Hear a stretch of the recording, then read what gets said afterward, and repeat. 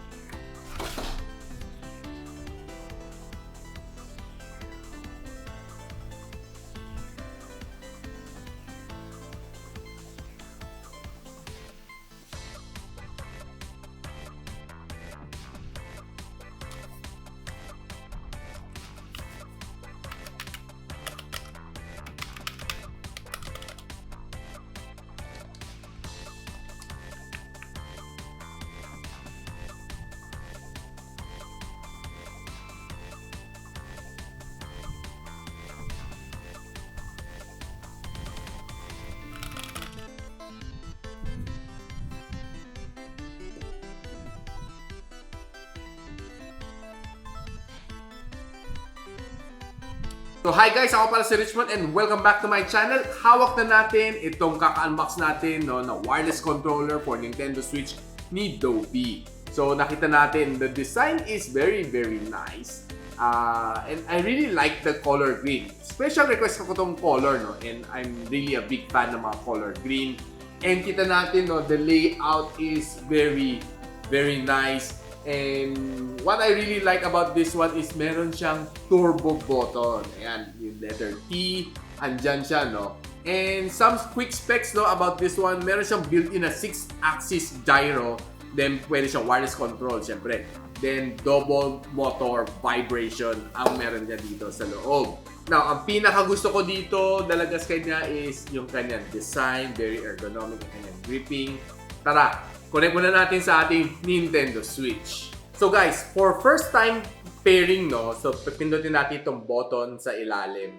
Then next is iilaw na siya dito. Then next is to pair it dito sa inyong Nintendo Switch. Okay, so ayan, nakita na natin, naka-pair na siya na maayos. So going back, we'll be playing the game Smash Brothers. So it's one of my favorite game dito sa Nintendo Switch, no?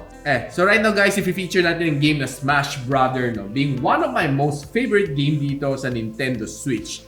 It's probably one very entertaining na game, no, for the full family. Kahit si Bunso, napapalaro nito. Enjoy siya dito. So yeah. You know, startup screen ng Smash Brothers Ultimate. So, yeah, kita natin. So, nagba-vibrate, start ng nagba-vibrate niya, no?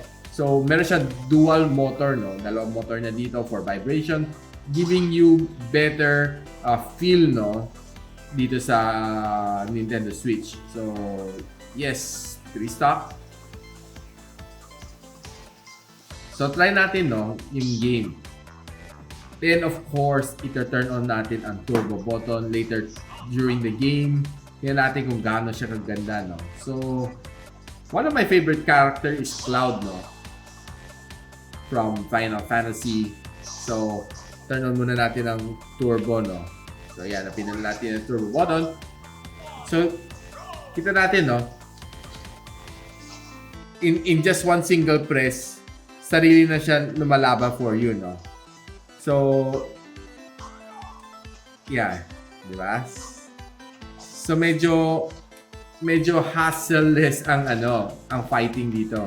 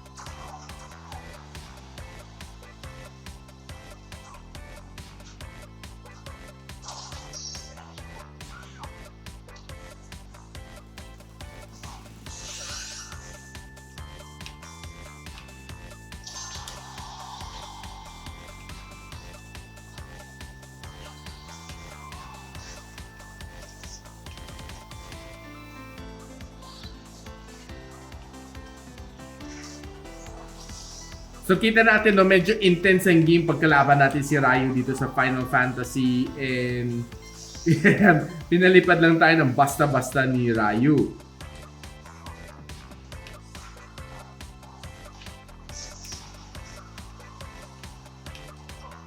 Oops.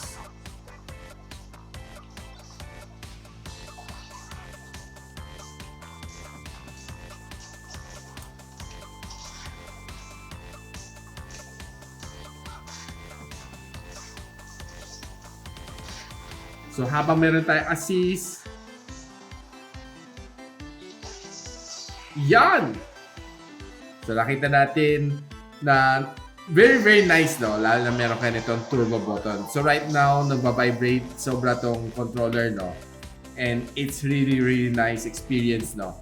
So what I can say dito sa controller na to, no, is very nice ang kanyang ergonomics. So itong buttons na to is placed properly just the way I like it, and plus yung turbo na button makes it a lot more easier to play, lalo sa mga combo, no. It's really nice to have the turbo button.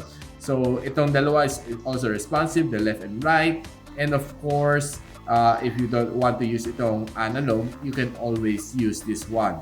Okay, so up down left right, or ito ang up down left right mo. The rest is just very simple na button.